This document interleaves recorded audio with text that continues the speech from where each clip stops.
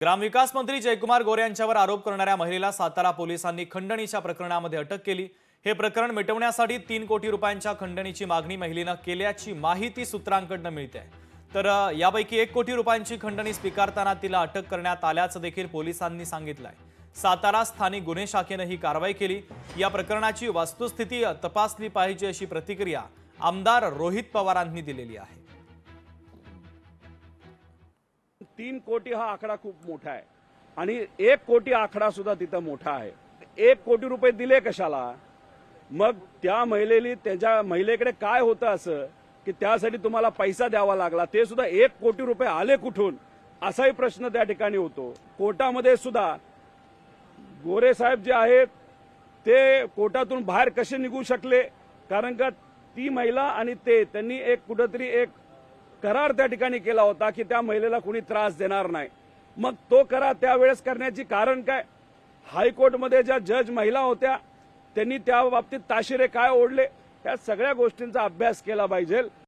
दरम्यान या संदर्भात परिणय फुके यांच्याशी संवाद साधला आमचे प्रतिनिधी चेतन ननावरे यांनी। आपण ऐकूयात। भाजपचे आमदार परिणय फुके आहेत। सर, नागपूरमध्ये दंगलीनंतर एकंदरीत ज्या प्रकारे मुंबईतही एक देवाभाऊ बुलडोझर पॅटर्न पाहायला मिळालेला होता, आता त्याची मागणी केली जात आहे। सोशल मीडियावरती मेसेज येतात। अशी प्रकारची कारवाई आता केली जाईल का? कारण मोठ्या प्रमाणात अनधिकृत बांधकाम आहे, त्याच्यावर कारवाईची मागणी केली जाते।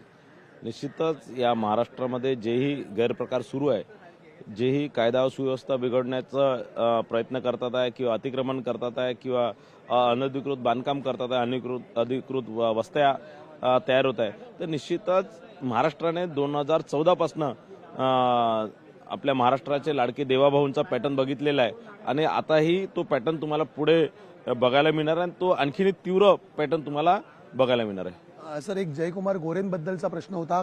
ज्या महिलेने त्यांच्यावरती आरोप केलेले होते तिला काल गुन्हे शाखेने 1 कोटीची खंडणी घेताना अटक केलेली आहे। 3 कोटीची खंडणी मागितली होती अशी माहिती आता समोर येत आहे। काय एकंदरीत याच्या मागचा मास्टर माइंड कोण होता? नेमकी ती महिला होती, कोण होतं?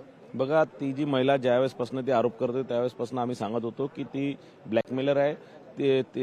ती मुद्दाम जयकुमार गोरेंना बदनाम करण्याचा प्रयत्न ती करते आहे आणि काल ते सगळं तिचं पितळ उघडीस आलं, ते सगळं पकडलं गेलं आणि तिच्या फोन कॉल्सच्या माध्यमातून अनेक याच्या मागे कोण कोण होतं, कोणी हे सगळं षडयंत्र रचलं होतं, कोणी जयकुमार रावलच्या माध्यमातून जयकुमार गोरेंच्या माध्यमातून सरकारवरती हमला करण्याचा कसा प्रयत्न झाला होता, याच्यात अनेक लोकांचे नाव आहे, अनेक लोकांचे फोन कॉल आणि सगळं त्यामध्ये आता तुम्हाला पुढे येणार आहे। धन्यवाद आमच्याशी बातचीत केल्याबद्दल। एकंदरीत होते परिणय फुके, कॅमेरामन रोहित नाईकसह मी चेतन ननावरे, मुंबई।